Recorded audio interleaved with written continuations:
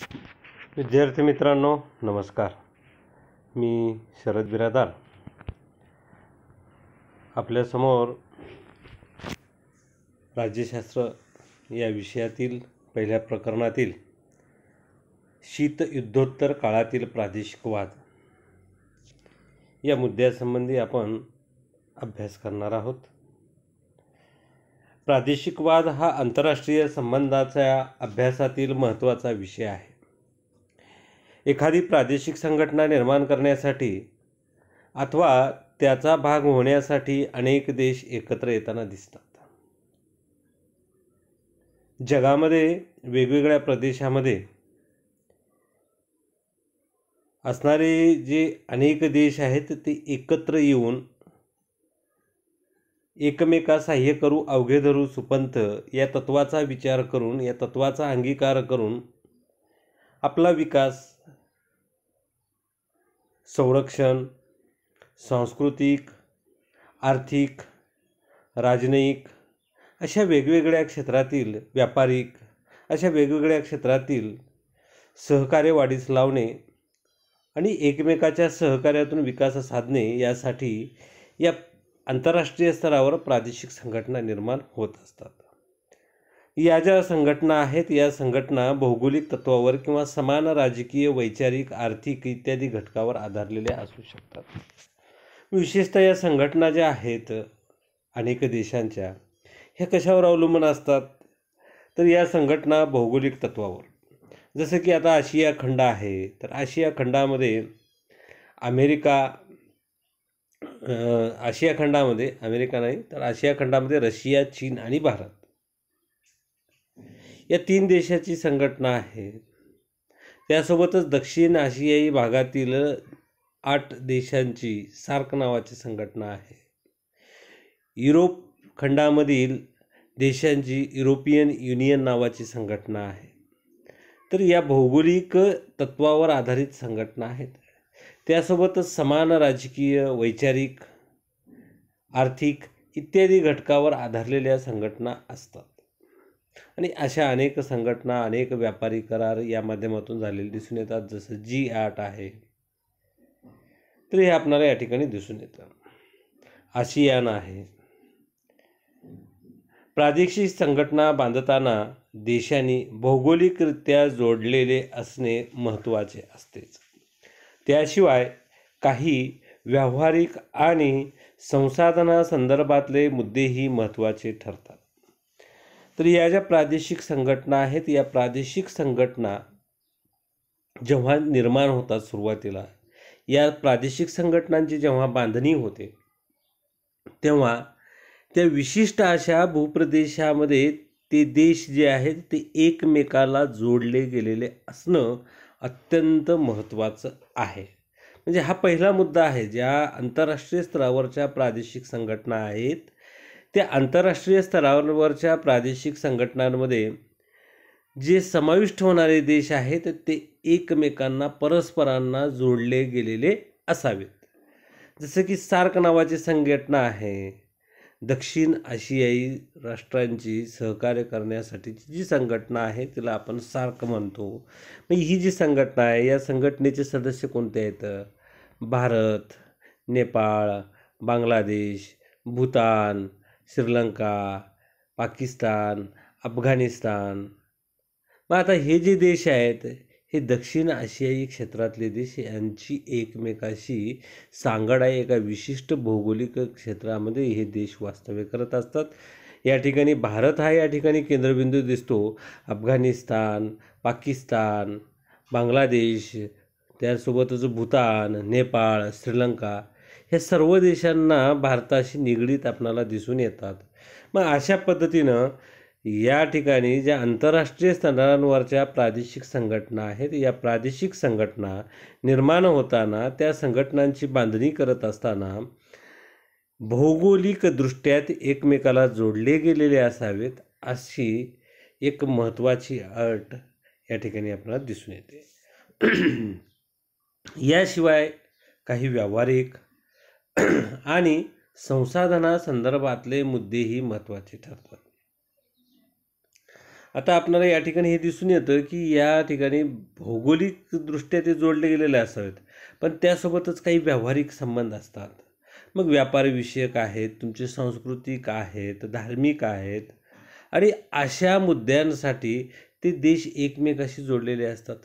त्यासोबतच संसाधने, एका विशिष्ट देशामध्ये असणारा हवामान आणि दुसऱ्या देशामध्ये उत्पादित होणाऱ्या वस्तू यांचा कुठंतरी एक जवळचा संबंध निर्माण होतो आणि ज्याच्या माध्यमातून व्यापारी करार होत असतात. जसं की आता भारत देश आहे, भारत आणि आसियान यांच्यामध्ये अंतर आहे, परंतु कुठेतरी व्यावहारिक संबंध भारताचे आसियानशी जवळचे असल्यासारखे आपल्याला दिसून येतात. त्यासोबतच अरब राष्ट्र जे आहेत ज्या ठिकाणी पेट्रोलियम पदार्थाचं उत्पादन केलं जातं, त्यांचा आणि भारताचा संबंध निर्माण होतो. त्यासोबतच आता नव्याने अमेरिकेच्या नेतृत्वाखाली G8 नावाची जी संघटना आहे त्याच्यामध्ये भारताला निमंत्रित केलं जात आहे. हे जे आपल्याला दिसून येतं हे कुठंतरी एक व्यावहारिक आणि संसाधनासंदर्भातल्या मुद्द्यांच्या आधारे अनेक प्रादेशिक संघटना निर्माण झाल्याचे दिसून येतात. आता अशाच प्रकारे व्यवहार आणि संसाधनाच्या माध्यमातून विचार जर केला तर ब्रिक्स नावाची संघटना आहे. Brazil, Russia, India, China and south Africa, म्हणजेच ब्रिक्समध्ये 5 देश आहेत. एक कोणता? ब्राझील. दुसरा कोणता आहे? रशिया. तिसरा कोण आहे? इंडिया म्हणजेच भारत. चौथा कोण आहे? चायना. आणि 5वा कोण आहे? तर साऊथ आफ्रिका म्हणजेच दक्षिण आफ्रिका. मग सुरुवातीला ब्रिक नावाची संघटना होती, ब्राझील, रशिया, भारत आणि चीन यांची, आणि त्यानंतर मग दक्षिण आफ्रिकासुद्धा त्यांच्यामध्ये समाविष्ट झाल्याचं आपल्याला दिसून येतो. मग आता ह्या ज्या प्रादेशिक संघटना आहेत या प्रादेशिक संघटनामध्ये या संघटनाची बांधणी कशी होते आपल्याला लक्षात आलेलं आहे. त्याच्यामधला पहिला मुद्दा काय आहे? भौगोलिकदृष्ट्या जोडले गेले पाहिजेत. दुसरा मुद्दा काय आहे? व्यावहारिक बाब. आणि तिसरा मुद्दा काय तर संसाधन. या संदर्भातले मुद्दे महत्त्वाचे आहेत हे आपल्या लक्षात आलेले. त्यासोबतच काय? दळणवळण आणि संपर्क व्यवस्था, ऊर्जा स्रोत, आरोग्य व्यवस्था इत्यादींचा समावेश होतो. आता या व्यावहारिक आणि संसाधन याच्यामध्ये काय आहे तर आपल्याला संपर्क व्यवस्था, ऊर्जा स्रोत, दळणवळण, आरोग्य व्यवस्था इत्यादी बाबींचा, ज्या की प्रत्येक देशाच्या विकासाच्या दृष्टिकोनातून अत्यंत महत्त्वाच्या आहेत, अशा घटकांचा, अशा बाबींचा या ठिकाणी समावेश होतो आपल्याला दिसून येतो.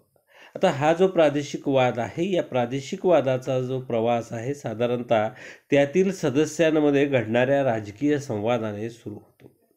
आता जी काही प्रादेशिक संघटना निर्माण होत असते ती प्रादेशिक संघटना निर्माण होताना त्याची जी सुरुवात आहे ती सुरुवात कशी होत असते तर हे जे देश आहेत या देशात सदस्य देश, तर या सदस्य देशामध्ये असणारे जे काही राजकीय घटक असतात ज्याला आपण राजकीय पक्ष किंवा सत्ताधारी पक्ष म्हणतो, तर यांच्यामध्ये असणाऱ्या संवादातून त्याची सुरुवात होते. जसं की विद्यार्थी मित्रांनो, आपण या ठिकाणी एक उदाहरण पाहूया. आपण बसमध्ये किंवा रेल्वेने प्रवास करतो आहोत.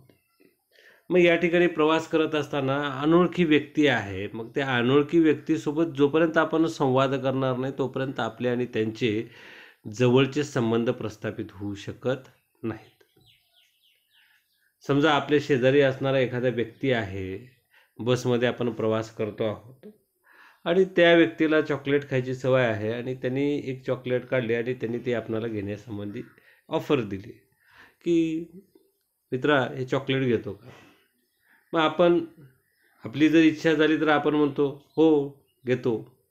आपण सुरुवातीला नकार देतो, त्यानंतर तो आपल्याला आणखी परत एक वेळेस आग्रह करतो, मग आपण ती चॉकलेट घेतो, खातो. मग यातून मैत्रीपूर्ण संबंध निर्माण होतात आणि नंतरचा जो प्रवास आहे त्या बसमध्ये आपला होणारा तो प्रवास आपण त्या आपल्या शेजारी बसलेल्या व्यक्तीसोबत गप्पा मारण्यामध्ये वेगवेगळ्या विषयाची देवाणघेवाण त्या ठिकाणी होते. मग विषयाचीच बोलण्यातून नाही तर इतर सर्व बाबींची देवाणघेवाण करून आपण आपला तो प्रवास सुखकर करत असतो.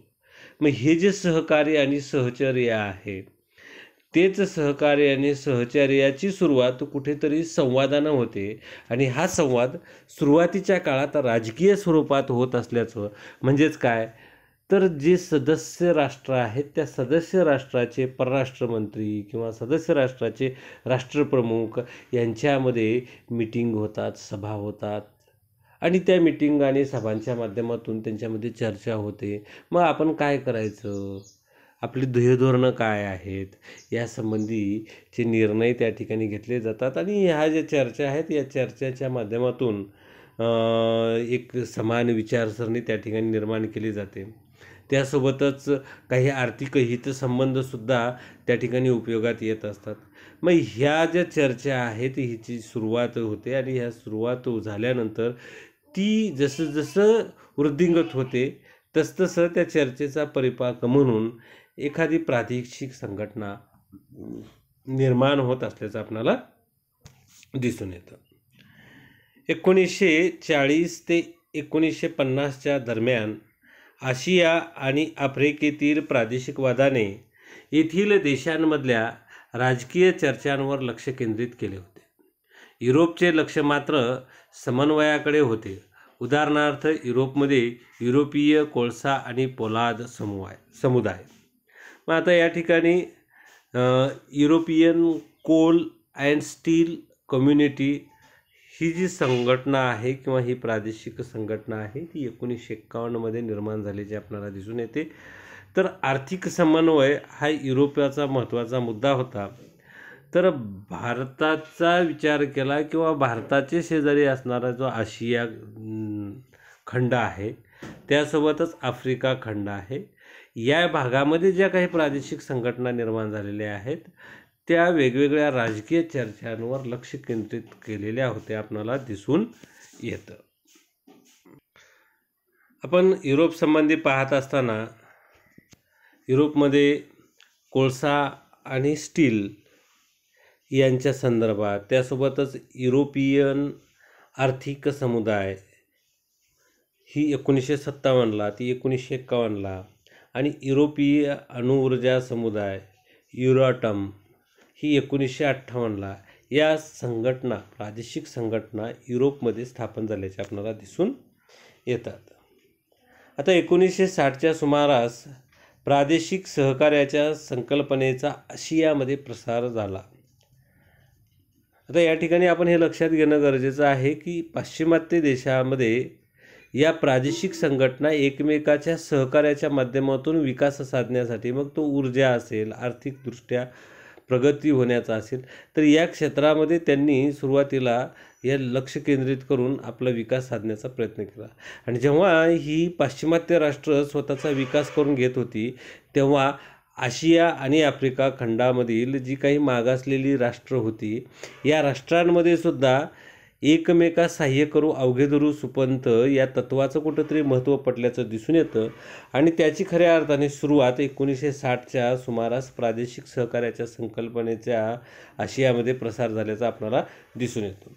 1967मध्ये आशियानची स्थापना झाली. यालाच आपण मराठीमध्ये आग्नेय आशियाई राष्ट्रांची संघटना असे म्हणतो. 1960मध्ये आर्थिक निकषावर आधारित प्रादेशिक संघटना उदयास आल्या. नाटोसारख्या काही संघटनांनी संरक्षणाच्या बाबीवर लक्ष केंद्रित केले.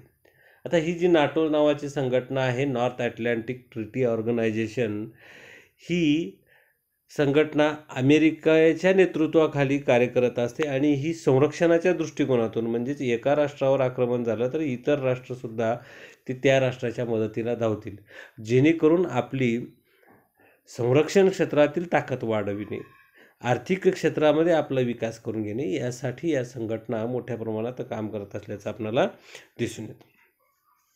शीतयुद्धोत्तर काळात प्रादेशिक संघटनांनी व्यापारावर सुद्धा लक्ष देण्यास सुरुवात केली हे आपल्याला दिसून येतं. त्यामुळे या काळात अनेक व्यापारी गट निर्माण झाल्याचे आपल्याला दिसून येते. मग आता या ठिकाणी नुसतं संरक्षण ही एकच बाब महत्त्वाची आहे का? तर संरक्षणासोबतच अनेक राष्ट्रांनी आपला स्वतःचा आर्थिक विकास व्हावा आणि ह्या आर्थिक विकास साधण्यासाठी व्यापारी दृष्टिकोनातून गट किंवा समुदाय, ज्याला आपण प्रादेशिक संघटना म्हणतो, त्या तयार केल्याचे दिसून येतात.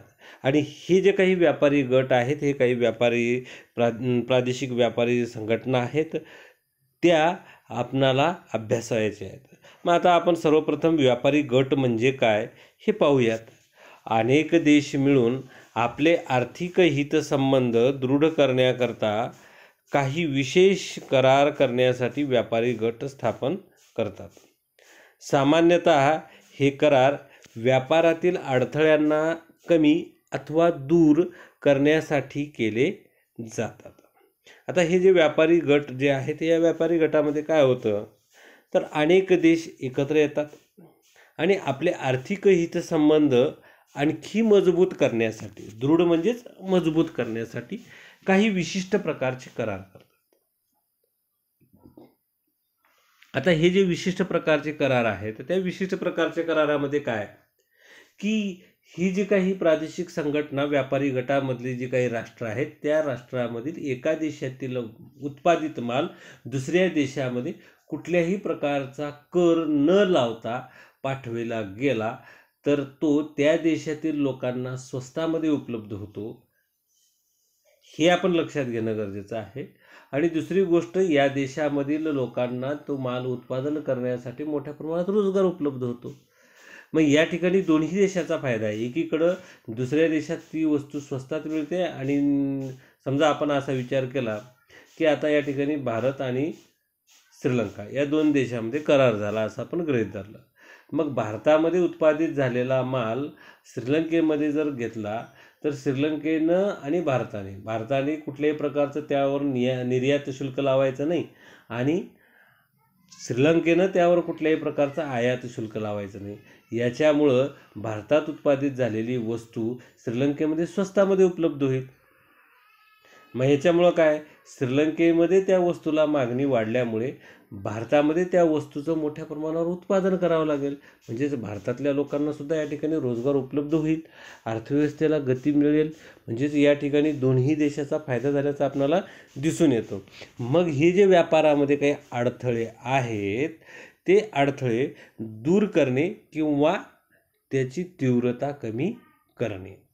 जसं की आपण प्रवास करत असताना रस्त्यावर गतिरोधक असतात, मग ते गतिरोधक काही ठिकाणी खूप उंच असतात, त्या ठिकाणी गाडी एकदम थांबवावी लागते, हे आपण लक्षात घेणं गरजेचं आहे.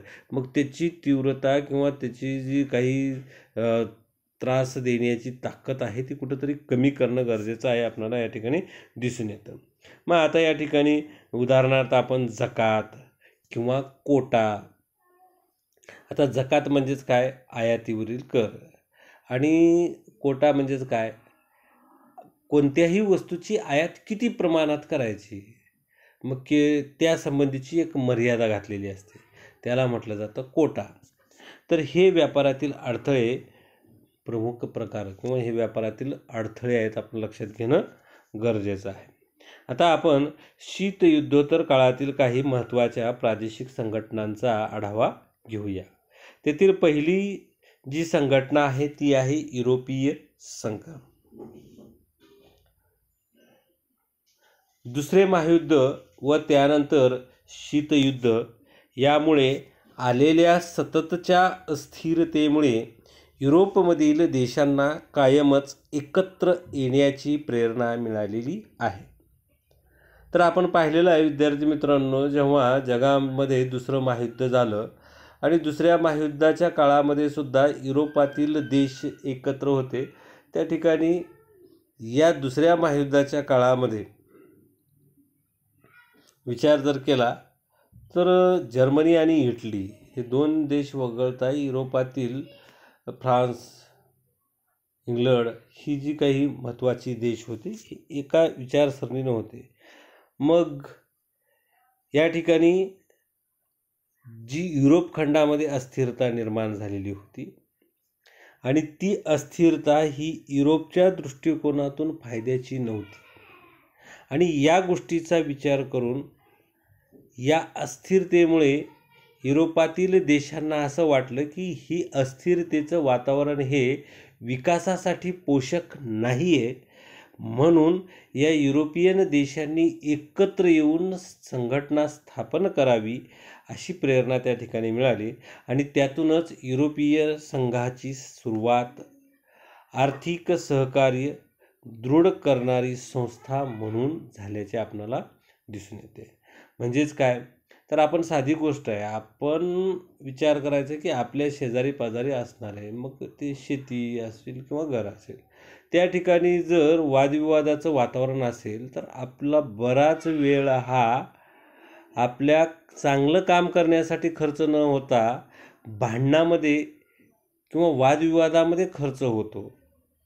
मग या ठिकाणी असुरक्षितता आणि अस्थिरता आपल्याला दिसून येते. मग हे जे वातावरण आहे, हे वातावरण संपवून जर आपण परस्परांनी एकमेकाशी सहकार्य या भूमिकेतून जर विचार केला तर आपण प्रगती साधू शकतो. आणि म्हणूनच आर्थिक सहकार्य दृढ करणारी संस्था म्हणून या युरोपियन संघाची स्थापना झाल्याचं आपल्याला दिसून येतं. याच धर्तीवर युरोपीय संघाची स्थापना झाली. त्यामागची कल्पना अशी होती की जेव्हा देश एकमेकांशी व्यापार करतील तेव्हा ते आर्थिकरित्या परस्परांवर अवलंबून असतील.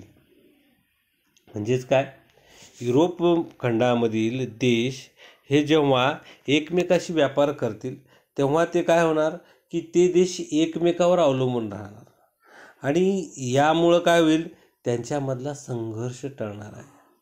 म्हणजेच आपण कोणीतरी दुसऱ्यावर अवलंबून असलो, दुसरा कोणीतरी आपल्यावर अवलंबून असला तर आपल्याला माहीत आहे माझी काही गरज पूर्ण करण्यासाठी मला त्याच्याकडे जावं लागतं आणि त्याला वाटणार आहे की त्याची एखादी गरज पूर्ण करण्यासाठी त्याला माझ्याकडे यावं लागणार आहे. तेव्हा आमच्या दोघांमध्ये संघर्षाची परिस्थिती निर्माण होणार नाही.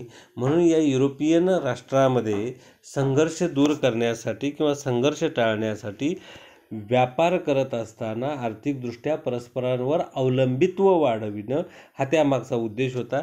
आणि यासाठीच युरोपीय कोळसा व पोलाद समुदाय, युरोपीय आर्थिक समुदाय या दोन संस्थांची अनुक्रमे 1951 आणि 1957 साली स्थापना झाल्याचे आपणाला दिसून येते. तर विद्यार्थी मित्रांनो, आपल्यासमोर हा नकाशा दिसत असेल तर युरोझोन राष्ट्रे म्हणजेच युरोपियन युनियनमध्ये. मग आता युरोपियन युनियनमध्ये समाविष्ट असलेले काही राष्ट्र जे आहेत ते आपणाला या ठिकाणी पाहायचे आहेत. फिक्कट गुलाबी रंग जो आहे तो आणि गडद गुलाबी रंग जो आहे तो, याच्यामध्ये युरोझोन. आता युरोझोनचे सदस्य आणि युरोझोनचे मध्ये नसलेले परंतु युरोपियन युनियनचे सदस्य या ठिकाणी दाखवलेले आहेत. England, Sweden, Latvia, Lithuania, Poland, चेक प्रजासत्ताक, हंगेरी, रोमानिया, बल्गेरिया हे जे देश आहेत हे देश युरोझोनमध्ये सहभागी नाही आहेत परंतु युरोपियन युनियनचे सदस्य आहेत.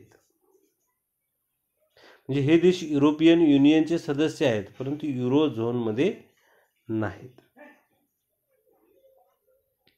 तर युरोपियन युनियनमधील युरोझोनचे सदस्य असणारे जे देश आहेत त्याच्यामध्ये Finland, Estonia, Germany, Denmark, Belgium, Luxembourg, Slovakia, Austria, Slovenia, Italy, France, Spain, Portugal, Greece, Cyprus हे जे काही देश आहेत हे युरोपियन युनियनमध्ये आहेत आणि युरोझोनचे सदस्य आहेत हे आपणाला दिसून येतं. तर हा नकाशा आपणाला दिसत आहे. पुढे या सर्व संघटना एकमेकात विलीन होऊन या ज्या संघटना आहेत या एकमेकात विलीन झाल्या. मग त्याच्यामध्ये European coal and steel community असेल किंवा युरोपियन इकॉनॉमिक कमिटी असेल हे एकत्र झाले आणि त्यातून युरोपियन समुदाय निर्माण झाल्याचं आपल्याला दिसून येतं. 1973 एका कराराअंतर्गत युरोपीय संसद निर्माण करण्यासाठी एक करार करण्यात आला होता आणि 1980च्या दशकात युरोपीय संघाची एक बाजारपेठ तयार करण्याच्या दृष्टीने प्रयत्न सुरू झाले. 1993 ती प्रक्रिया पूर्ण झाली. 7 फेब्रुवारी 1992 रोजी मास्त्रिक्ट करार अंमलात येऊन युरोपीय संघाची स्थापना झाली. तर लक्षात घेणं गरजेचं आहे. तर याची सुरुवात जी आहे 1973 पासून झालेली आहे आणि 1973 पासून 1993 ती प्रक्रिया पूर्ण झाल्याची आपल्याला दिसून येते आणि त्या 1993 म्हणजेच 20 वर्ष लागले आणि त्यासाठीही 7 फेब्रुवारी 1992 मास्त्रिक्ट करार करण्यात आला आणि त्याची अंमलबजावणी होऊन युरोपियन संघाची स्थापना झाल्याचे आपल्याला दिसून येते. या करारामुळे सहकार्याचा परीघ वाढला आणि त्यात अंतर्गत व्यवहार, न्यायालयीन बाबी, परराष्ट्र आणि संरक्षण धोरणाचा समावेश झाला. या करारातून आर्थिक पातळीवर एकीकरण होऊन युरो या समान चलनाचा उदय झाला. युरो हे युरोपीय संघामधील 28 पैकी 19 देशाचे अधिकृत चलन आहे. या देशांना एकत्रितपणे युरोझोन म्हणून ओळखले जाते. तर विद्यार्थी मित्रांनो, आपण हे लक्षात घेणं गरजेचं आहे की युरोझोन काय आहे. तर युरोपियन संघामधील जे 19 देश आहेत त्या 19 देशांनी एकत्रपणे एक युरो नावाचं चलन, जसं की भारतामध्ये रुपया आहे, अमेरिकेचं डॉलर आहे, इंग्लंडचं पाऊंड आहे, असं जगातल्या प्रत्येक देशाचं एक वेगवेगळं चलन आहे. जपानचं येन आहे. मग हे जे चलन आहे या ठिकाणी युरोपियन संघामध्ये युरोपामधील जी काही 28 देश आहेत त्या 28 देशापैकी 19 देशांनी अधिकृतरित्या युरो हे चलन स्वीकारलेलं आहे. उर्वरित 9 सदस्य राष्ट्रांनी युरो चलन स्वीकारलेलं नाही, हे आपणाला दिसून येतं. म्हणून या 28 पैकी 19 देशांना आपण युरोझोन म्हणतो, कारण त्यांचं चलन सामायिक आहे, ज्या चलनाला आपण युरो असे म्हणतो. आणि हा ई सारखा जो काही दिसतो या ठिकाणी ते त्या चलनाचं चिन्ह आहे. आपण हे लक्षात घेणं गरजेचं आहे. युरोचं चिन्ह आहे. युरो आणि त्याच्या बाजूला कंसामध्ये ई सारखं जे काही चिन्ह दिसतं म्हणजे सी काढलेला आहे आणि 2 आडव्या रेषा दिलेल्या आहेत. तर हे युरो नावाचं चलन आणि या चलनाचं ते काय आहे, चिन्ह आहे. जसं की आपल्या रुपयासाठी र आणि त्याच्यामध्ये आडवी रेष आहे, हे आपल्याला दिसून येतं. तर निव्वळ आर्थिक संघटनांच्या दृष्टीने सुरू झालेली युरोपीय सहकार्याची प्रक्रिया विकसित होऊन आता हे संघटन हवामान बदल, पर्यावरण, आरोग्य, परराष्ट्र संबंध, सुरक्षा व स्थलांतर अशा विविध धोरण क्षेत्रामध्ये कार्यरत असल्याचे आपणाला दिसून येते. तर या ठिकाणी आपणाला ही जे काही चित्रामध्ये चलन दिसत आहे हे चलन EURO युरो. तर हे चलन जे आहे हे युरोपातील 28 पैकी 19 देशामधलं अधिकृत चलन म्हणून ओळखलं जातं. तर 1 जानेवारी 1999 साली जगातील चलनांच्या बाजारात युरोचा प्रवेश झाला. तर युरोचा प्रवेश कधी झालेला आहे, तर 1 जानेवारी 1999 साली झालेला आहे. ब्रिटन, स्वीडन आणि डेन्मार्क यांचा अपवाद वगळता युरोपीय संघाच्या सगळ्या देशामध्ये युरोचा वापर सुरू झाला.